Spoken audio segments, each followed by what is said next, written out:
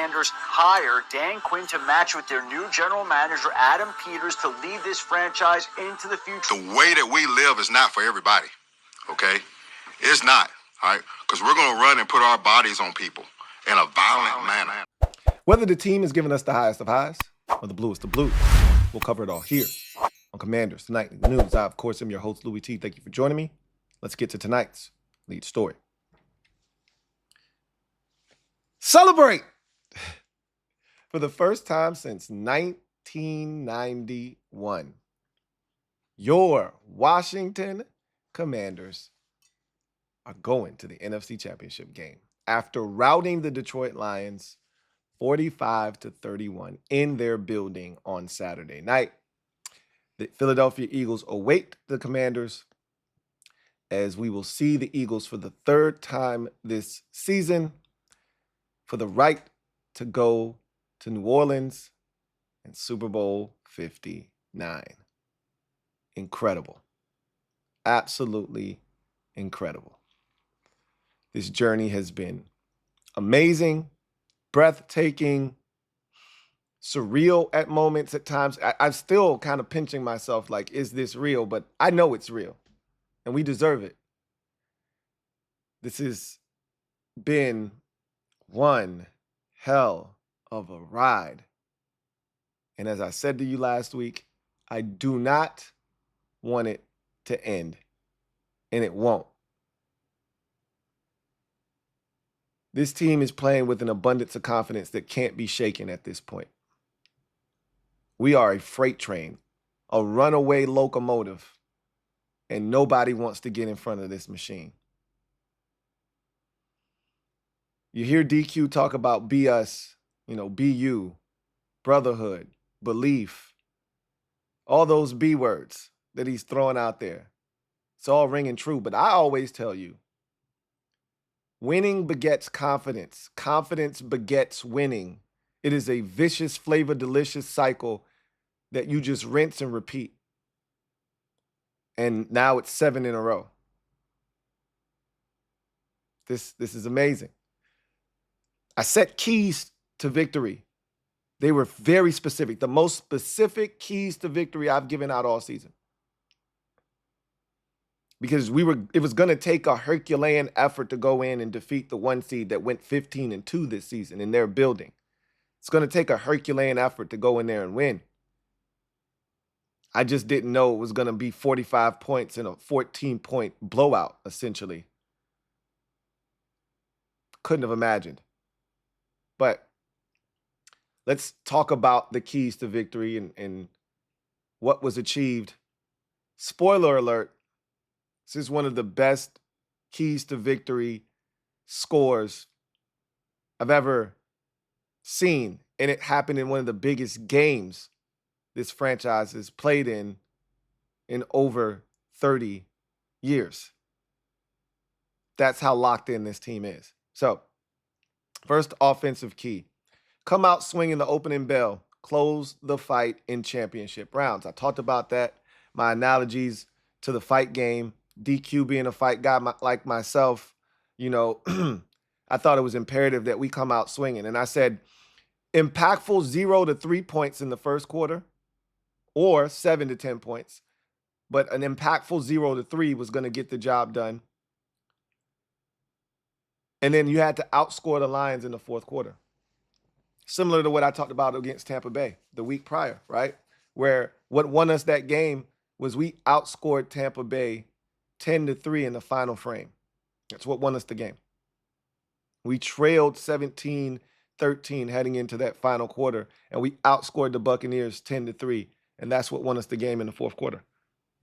And I talked about having an impactful 0 points in that Tampa game. We were down 3-0 in the first quarter against Tampa, but it was an impactful 0 because we drove the ball and we showed that we could not be stopped early in that game, despite failing on the first fourth down, which is exactly what happened in this game.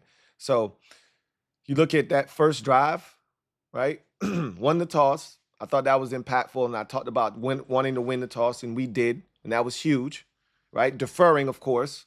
One of the reasons why I think it's important to win the toss and defer on the road is because at the beginning of the game, the crowd is juiced up.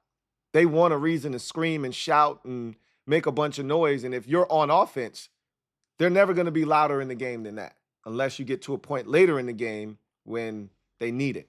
But early in the game, the crowd is juiced up and they want to be loud and they want to be impactful. Well, they got to sit the hell down and shut up because their offense is on the field and they don't need the noise, right? So that's how you take them out of the game.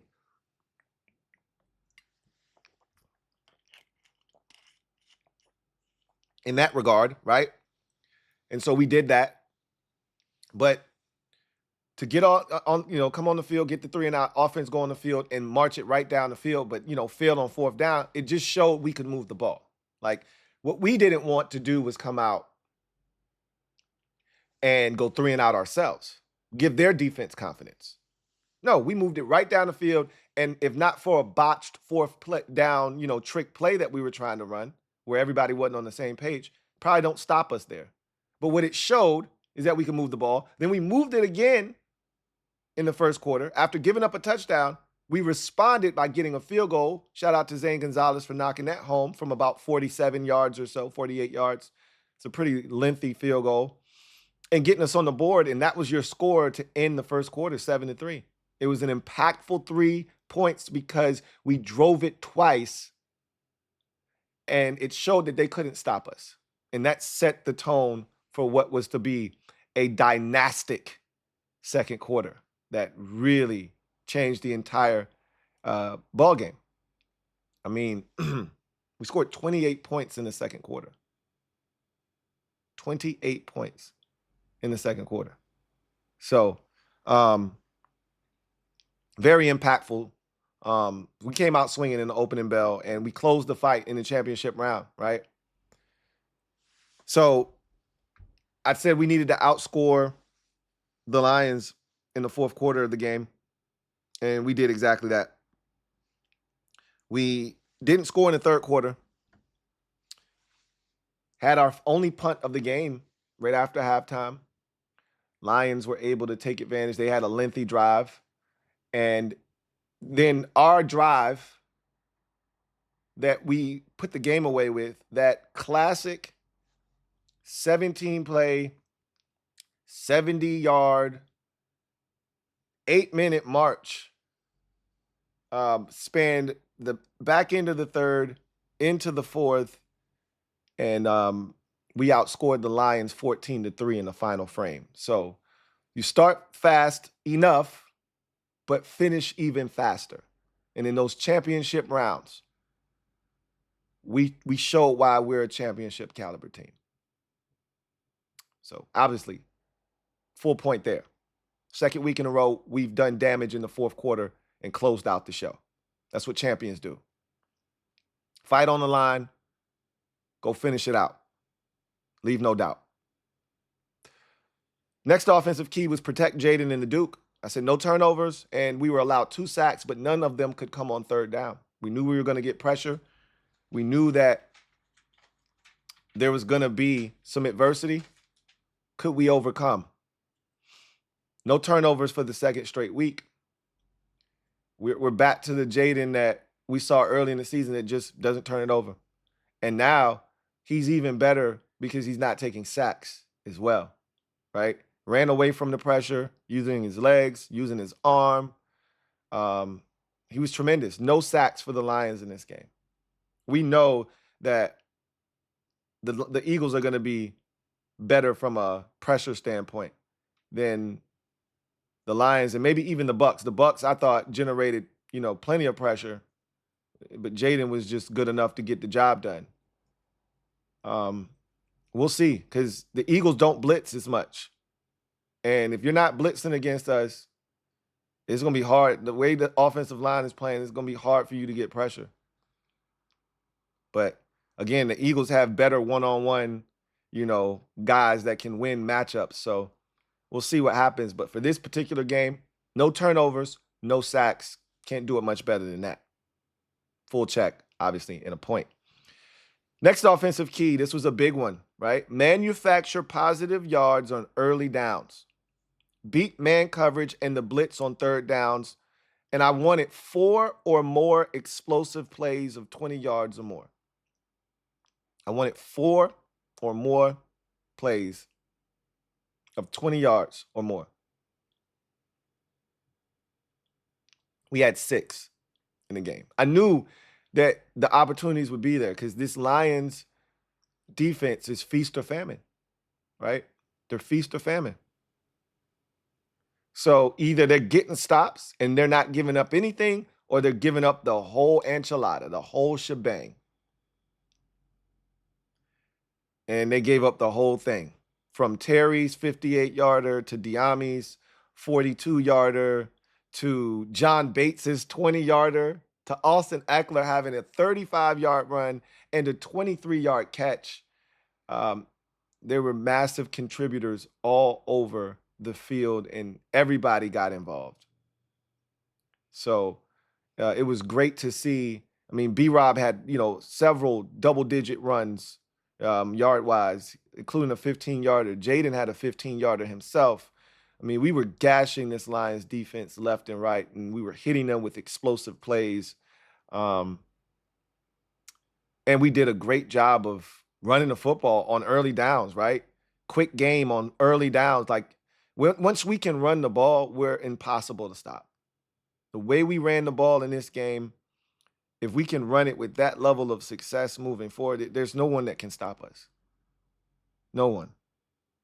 So we manufactured positive yards. We stayed out of 3rd and long. The only drive that we really found ourselves in 3rd and really long was that first drive of the second half. We also, I want to say it was the opening drive where Jamison Crowder had a nice catch on a 3rd and 9 to move the sticks.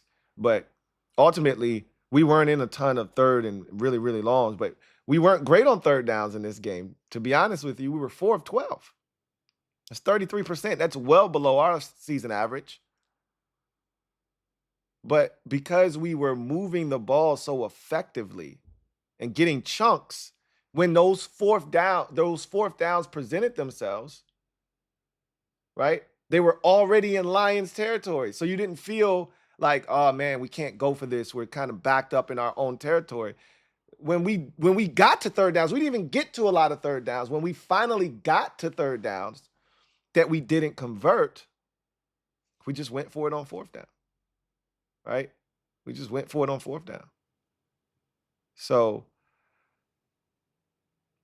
it was masterfully done. Obviously, you get a full check mark there and a full point. And then the last offensive key, win on 3rd and 4th downs.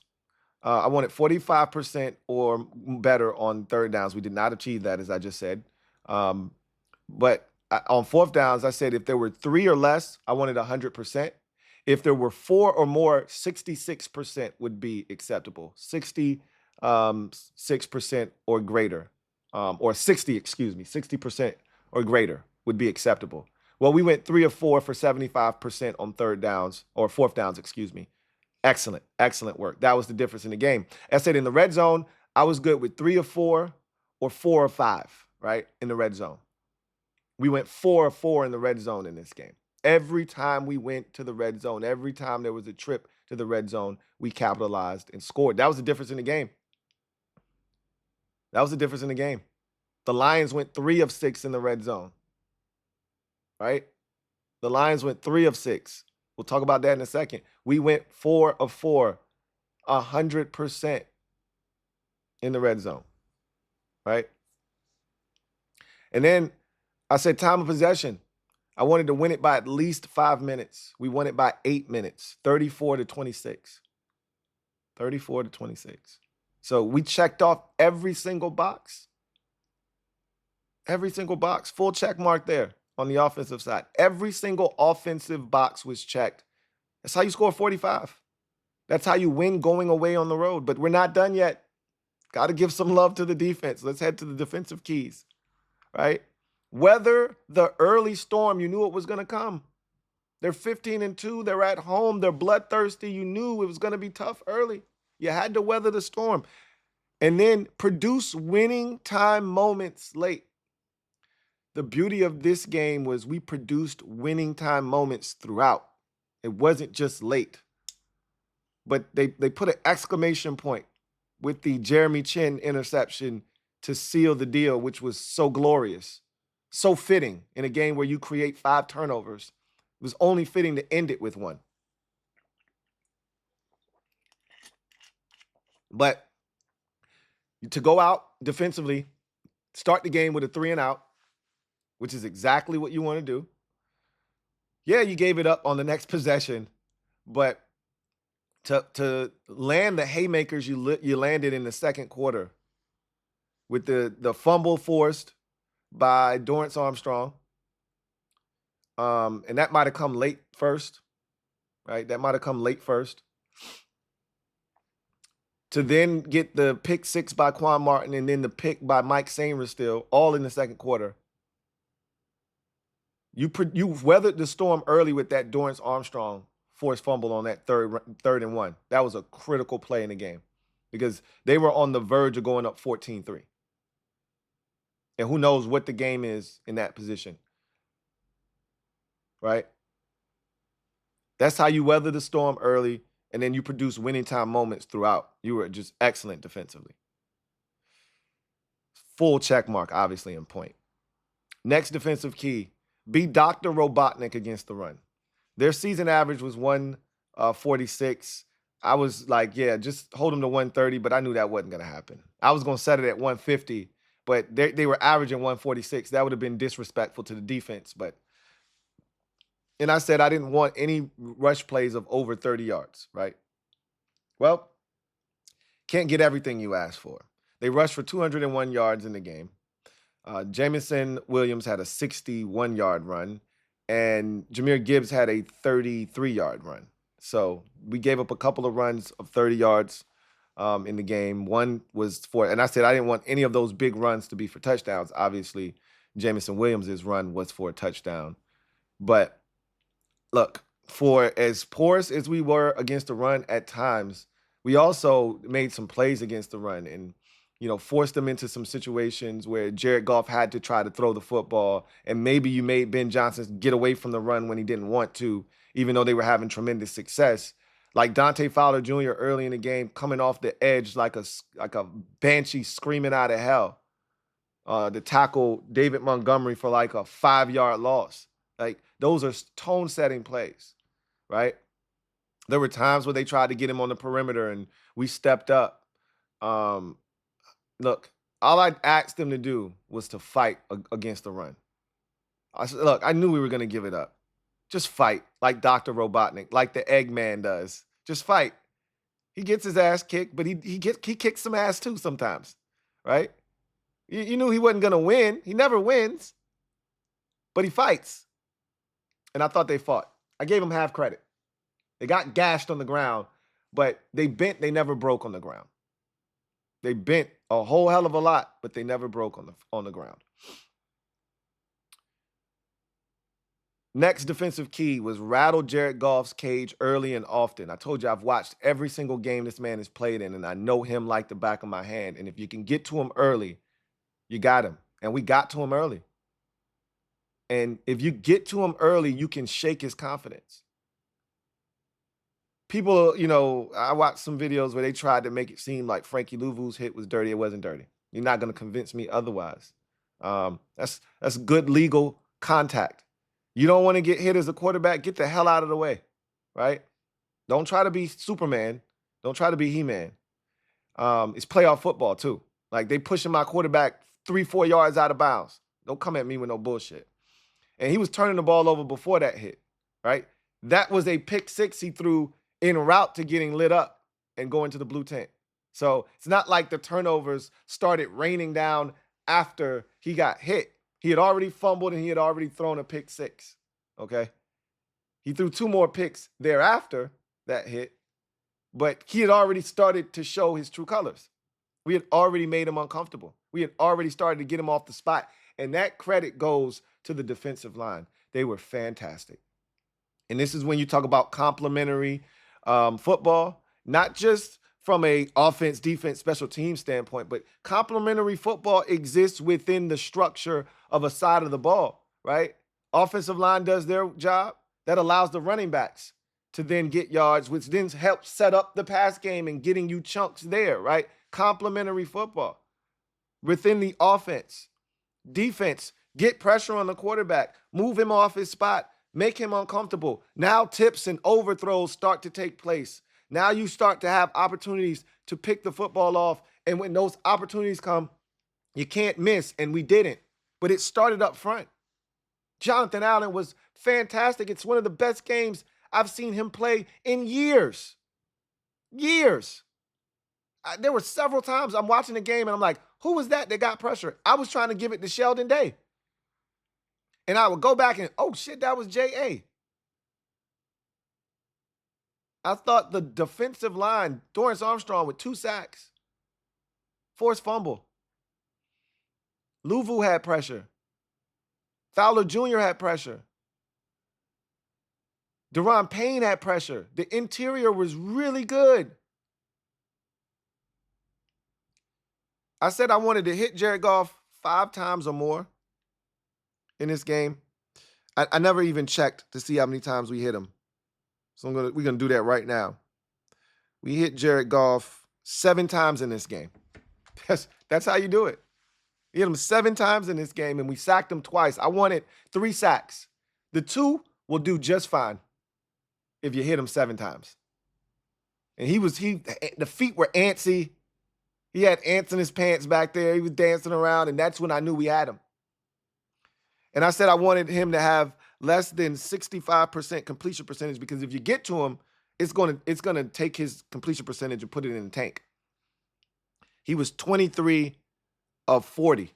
So I can do simple math and tell you 20 for 40 would have been 50, and he only has 3 more completions. So he's in the 50s, bro. That man ain't even making the 60% completion percentage in this game. Again, credit has to go to the defensive line and in the secondary, right? Linebackers for, getting in those zones and getting in his line of sight and his vision. But, that pressure, it does something to you. It does something to you. Full check, obviously, for the defense, rattling Jared Goff's cage early and often. What a job. What a tremendous job. And then the last defensive key, fight on 3rd and 4th downs and in the red zone. Again, much like the run game, the Detroit Lions are going to get theirs. They averaged 33 points a game this season, tops in the NFL, all right? They averaged over 420 yards a game, tops in the NFL this season. They were going to get theirs, okay? They were over 45% on 3rd downs this season, all right? They were going to get theirs. You weren't going to stop them. You weren't going to shut them out. They were going to score points. They were going to move the football against this defense. Just fight. And I couldn't be more proud of this defense, man. It's the most proud I've been of this defense all season long. Yeah, they gave up 500 yards of total offense. Yeah, they gave up 31 points. But you know what they did? They produced 7 of their own. And they held the Lions to 33% on 3rd downs, 3 of 9. The Lions were 2 of 2 on 4th down, but those were insignificant 4th down attempts and conversions. I think both of them might have come at the very end of the ball game when they were in desperation on that final drive to keep their season alive. One with the Jared Goff scramble. The other was a pass to Amon-Ra St. Brown right before he throws the pick to Jeremy Chin. Those were insignificant 4th down conversions because they were never in a position to go for it on 4th down when it mattered the most. Now, they didn't get to a number of 4th downs when it mattered. When they got in the red zone, they were either able to score on the ground, or the crazy catch by Laporta, or we produced some sort of turnover or forced them to kick a field goal. They were 3 of 6 in the red zone. Remember, I said 45% or less on 3rd downs. We had them to 33%. Check. I said 50% or less on 4th downs. They were 2 of 2, but they came at the very end on the final drive when, again, we were up 14 and just letting them, waste as much time as possible so we could get out of there with the win. And then the last one was 66% on odd number of red zone trips, 50% on even, right? So if they went 2 times, 1 of 2 in the red zone. If they went 4 times, 2 of 4, 50%. If they went 6 times, 3 of 6. Well, they went 6 times and they were 3 of 6 in the red zone. Interception by Jeremy Chin, fumble forced by Dorrance Armstrong, and we forced them to kick a field goal when they were down 17 because they needed a field goal anyway. 3 of 6 in the red zone. That's winning football, man. That's winning football. So proud of this group. Of course, they got a full check there. They fought their asses off on 3rd, 4th down, and in the red zone. Tremendous defensive performance. I couldn't be more proud of this defense, man. So when you tally it all up, perfect 4-point performance on offense and a 3.5-point performance on defense for a grand total of 7.5 points out of 8. My goodness, doesn't get much better than that. Figuratively and literally, it doesn't get much better than that. Okay? Oh, man, what a performance. What a performance. And all of the things that I knew we had to do, which is why they were in these keys, they did them, and that's why we won, and won in the manner that we ultimately did. So proud of this group, man. I can't begin to tell you how proud I am of them. Now we got to do it again. The job is not finished.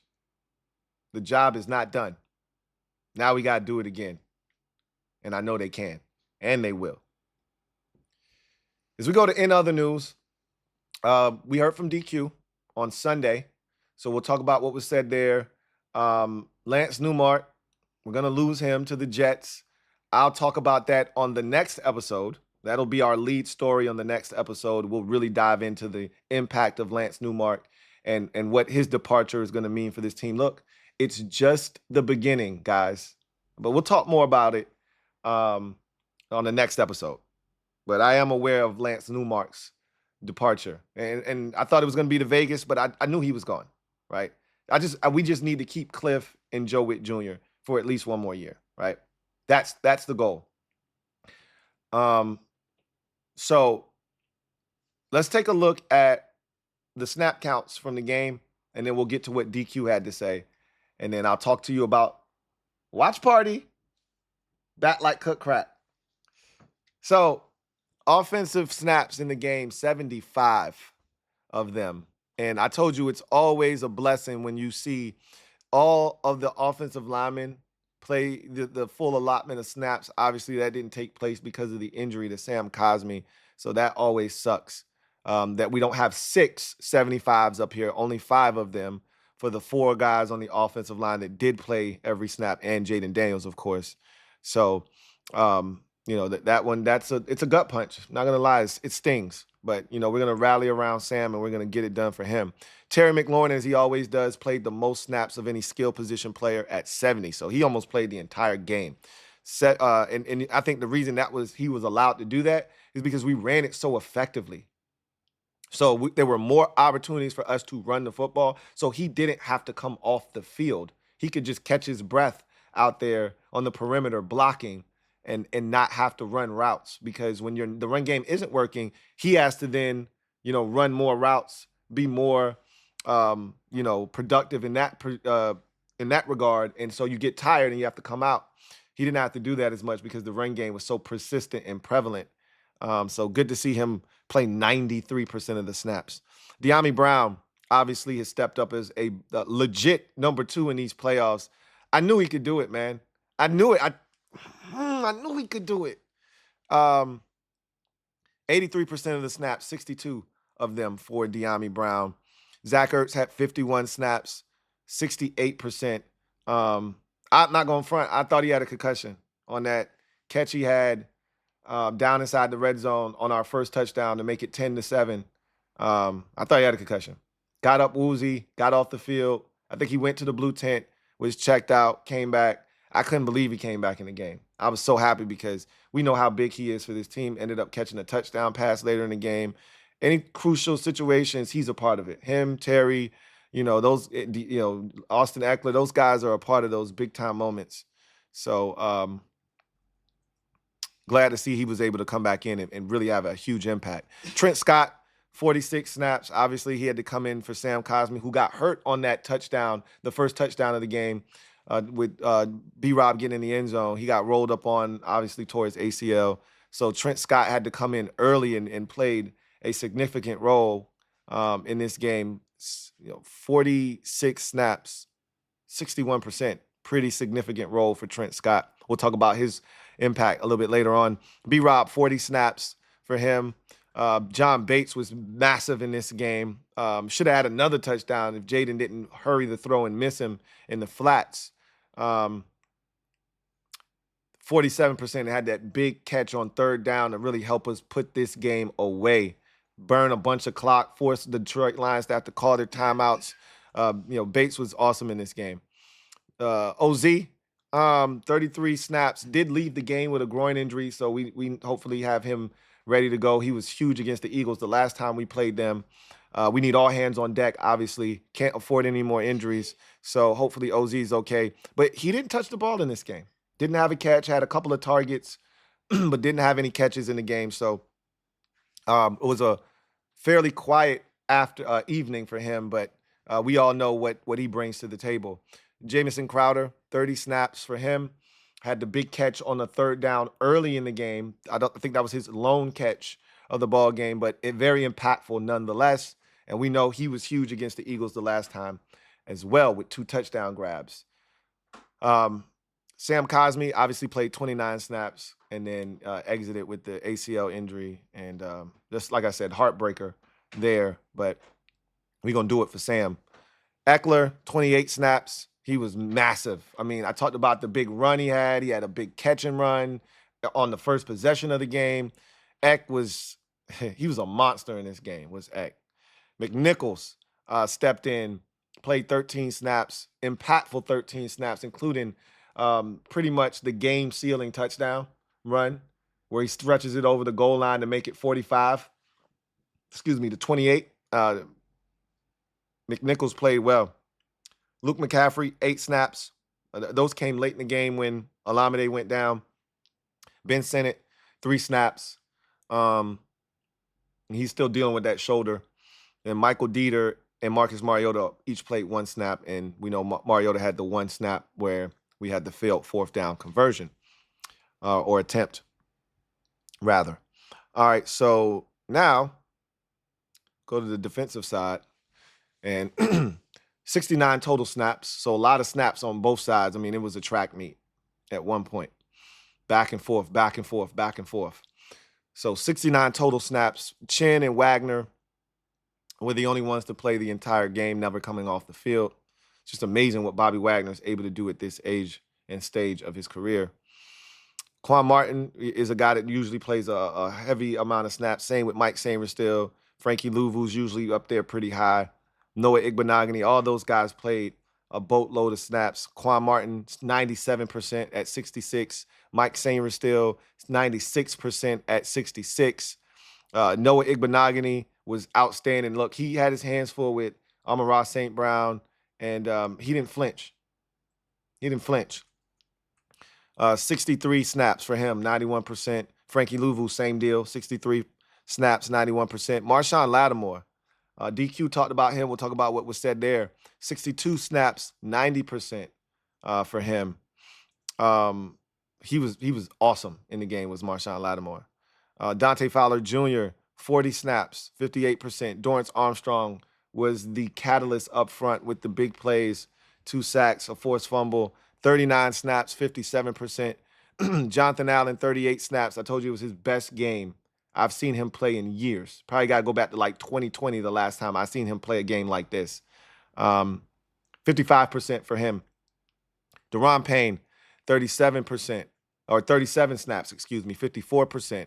Percy Butler, 27 snaps, 39%. Cleveland Farrell, I thought he actually had, a solid game and some contributions, a batted ball and some good physical plays in the run game.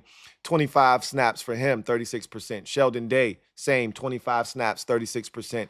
Johnny Newton, 22 snaps, 32%. Javonte John Baptiste, 21 snaps, 30%. Something that I've noticed they like to do with Javonte is they like dropping him into coverage, right? And then he'll come down and just hit people.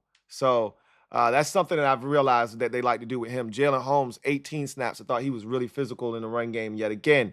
So 18 snaps for him. Benjamin St. Juste, he played on that last possession of the game. He was in there when Jeremy Chin got the pick. So he didn't play very much, and that's the way we like it, right? And then Michael Walker, 3 snaps in the game, 4%. So I love the distribution of snaps. This is that deep crew we talked about rolling with, guys coming in and contributing, and you love to see it, man. You absolutely love to see it. So DQ talked about a number of things. Obviously, he started out by telling us about Sam Cosmi's situation, and that's unfortunate. So he's done for the year. He then talked about all of the different guys that contributed. He talked about Marshawn Lattimore and how well he played in the game, and he said the biggest thing is he came out of this thing healthy, which I second that. Amen, right? So that was good to hear. He talked about De'Ami Brown's growth. Terry talked about it, extensively after the game in the post-game presser, and DQ kind of doubled down on it. And DQ had talked about it a little bit last week too, but he doubled down on it here, like really talking about the growth of De'Ami Brown and seeing the maturation that he's had and the transformation. I don't think that halfway through the season, De'Ami Brown is going to be back on this team next year. I think after what he's done in the back end of the season, like really since the bye, right? Post-bye De'Ami Brown has been spectacular to the point now where this postseason run, I just don't see how he's not back next season. He's pretty high on that list of free agents that we have that you want back, right? And so he talked about his growth and his maturation and him essentially being a number 2 for us, right? And I told you guys when Noah Brown got hurt, I said the biggest advantage to De'Ami Brown getting in there over Noah Brown is now you can really stretch the field vertically. De'Ami has real speed. He has real speed, and you're seeing it, right? You're seeing his ability, man. And I'm so happy for De'Ami. I really am. He talked about the defense and, getting Jared Goff off the spot. He's like, look, it's not easy to force 4 turnovers on anybody, let alone a guy like Jared Goff who had been playing at a ridiculously high level this season. So, credit the defense for that, And he talked about the complementary nature of it, guys getting pressure, getting him off the spot, and then the opportunities being there and us seizing the moment and seizing those opportunities. He talked about Mike Sainristil and his growth and, his maturation and his leadership. They love Quan Martin. We've been talking about that all year. Joe Witt loves Quan Martin, and for him to make that play and do what he did. DQ loves Jeremy Chin, and obviously he had a really strong game with the interception. I just can't say enough about this defense. He talked about some of the behind-the-scenes things that happened, from Bobby Wagner coming in early to get treatment, to try to get ready for this game, to the staff having Pedialyte for every single player on the plane, waiting on them, get them properly hydrated. And he's like, it's just the little things that, we're doing to, put guys in positions to be successful, but it's the little things that the guys are doing and they're putting in the work. He talked about the leadership aspect of this team and how, he asked some of the guys that had been in the postseason to speak before the Tampa game, like Marshawn Lattimore, Bobby Wagner, and Zach Ertz, those veterans that you have that have postseason experience. You lean on those guys, and he asked them to speak before the game against Tampa, and he said he thought that was impactful and influential. But the biggest thing that he said at this press conference that really stuck out to me, was I think DQ learned from his experience in Atlanta. Remember, when the narrative on DQ was he couldn't hold a big lead when he was in Atlanta, right? Obviously, the 28-3 is well documented. But there were other meltdowns. The game against Dallas comes to mind, right? Where they let the Cowboys come back in epic fashion.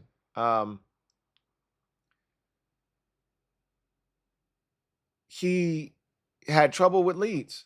And he said, what I don't want this team to do, and I didn't want them to do in this game, and they didn't, was sometimes when you get a lead, you start to play tight and conservative because you don't want to lose the lead, instead of keeping your foot on the gas pedal and continuing to be aggressive. Like I always say that about the end of game situations.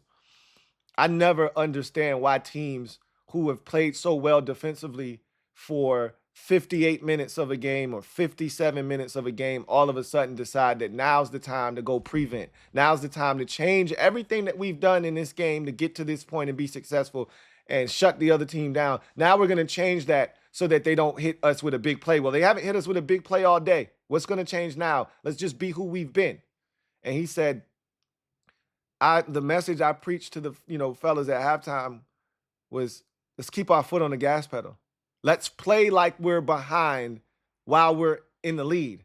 And he said that drive, when they cut it to 3, there was never more an adverse, situation in the game than that.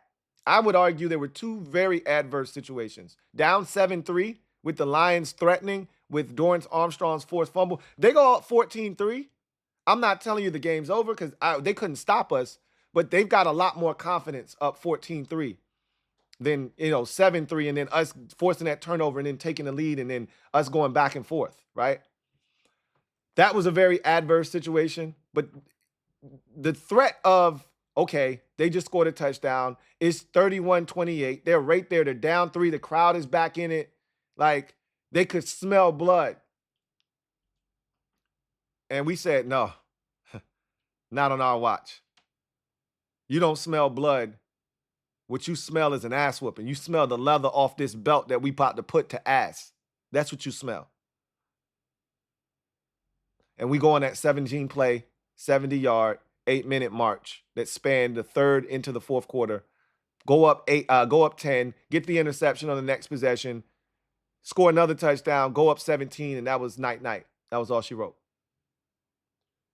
And he said it was the ability to keep our foot on the gas pedal and never lose the aggressiveness that allowed us to play with the type of poise that we did in this game.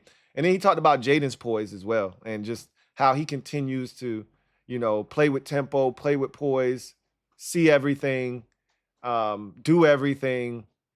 He's spectacular, man. I mean, what more can I say? The man went 22 of 31 for 299, 2 touchdowns, no interceptions, ran it 16 times. It made every right play, every right decision, threw dimes and dots the entire night. I mean, this kid is amazing, man. And DQ knows how blessed he is. They got it right, and they got themselves one, and that's a game changer. It's a game changer. You want to know why DQ's comfortable going for it on 4th down all the time? He said it already. It's because of Jaden. I know he's going to make the right decision. I know he's not going to put the ball in harm's way. I know he's going to, if he's got to run, he's going to run. If he's got to throw it, he's going to throw it. But he's going to find a way to get it done. Lastly, watch party. I was mulling over this decision. So many people have hit me up like, yo, I'm so upset we didn't get to do it the last time. I was really looking forward to coming out. And, it just wasn't enough. We had more time this time. And so we're going to do it no matter what this time. It doesn't matter if there's 10 people or 110 people. We're going to do it this time. Now, a few changes. We're changing the venue. All right, so we're doing it at a place called, what is the name of this place? Y'all give me 1 second. I'm going to tell you the name of this spot. Stadium. We're doing it at this place called Stadium Sports Bar in Richmond. So we're still in Richmond because we don't have enough time to, change locales and go up to the DMV where I know a lot of you are. So we just going to keep it basic. We're going to keep it in Richmond. But when we make the Super Bowl, we probably going to do that one up in the DMV area. We're going to do the watch party up that way. It'll probably be in Northern Virginia. I'm not coming all the way to D.C. because I just think it's going to be more conducive to do it in Northern Virginia. But anyway, this one's going to be at Stadium Sports Bar in Richmond. Doors open at 1, so we'll be doing our tailgating at 1. getting ready for the game. Obviously, the game starts at 3. And same link applies, the same link that you've been using. Now, I got a question for those of you who bought tickets to the last one that we haven't refunded yet. You can either get your money back because you're not coming to this one, or you can just transfer your tickets that you purchased already for the last one to this one, okay? So you let me know what you want to do via email, right? If you purchased tickets last time, you let me know what you want to do. LouieTeeNetwork@gmail.com. You let me know what you want. If you're like, hey, Louie, probably not going to be able to make it. I need a refund. We'll get you your money expeditiously. If you like, nah, Louie, I'm in the building. I'm coming, right? We going to be there. Go ahead and transfer my tickets over. Then you already in the building. You already ready to go, all right? So y'all let me know what you want to do, and I'll make sure that gets done. But we doing it. Link is in the description of this video. It'll be pinned to the comment section. And I'll be promoting it throughout the course of this week. So let's get it, man. I had so much fun the last time we did it. I'm ready to run it back and do it again. And I know this one's going to be lit because it's the Eagles. Like, this is big time. So looking forward to seeing y'all. Looking forward to chopping it up with y'all. And any questions that you may have, any concerns, hit me up. Also, if you need hotel accommodations, hit me. You know, I'll be able to give you the link to that. Now, it's not as convenient as it was the last time. I will admit that the last time we had the watch party, the hotel was literally walking distance. You walk across the parking lot if you wanted to. The hotel is about 10 minutes away. But still, I got y'all on the accommodations if you need them. So hit me up and email me, LouieTeeNetwork@gmail.com, and I can make that happen. Or DM me, right? You know how to get at me. DM me, get at me, X, IG, whatever, Facebook, Messenger, whatever. Y'all seem to find ways to get at me. So if you interested, hit me, and we can make it happen. So with that said, that's going to do it for me, your man, Louie T. You're going to get 2 episodes out of me today so we can catch up. Also, Commanders Kings, we live and in color tonight, 8:30 over on the Commanders Kings channel. NFC East Super Friends, Wednesday night at 8:30. So again, be on the lookout for those 2 videos coming your way, 2 streams rather, coming your way this week. So I'll be seeing you tonight with the rest of the Kangs. And you know we going to have us a time tonight. We going to turn up, right? So looking forward to that. I got another, CNN for you later on this evening. Obviously, we'll talk about Lance Newmark. That's going to be the big news of the day as he's departing for the Jets job. And sad to see him go, but this is the cost of success, right? This is the price of success. This is just the beginning, guys. So we'll talk more about that later on this evening on the next episode of Commanders Nightly News. Until then, I'm your man, Louie T, signing off. You guys have a good one. Take care, and I'll see you next time. Here comes the diesel. Here comes the diesel. There's the snap, and to Riggins. Good hole. He's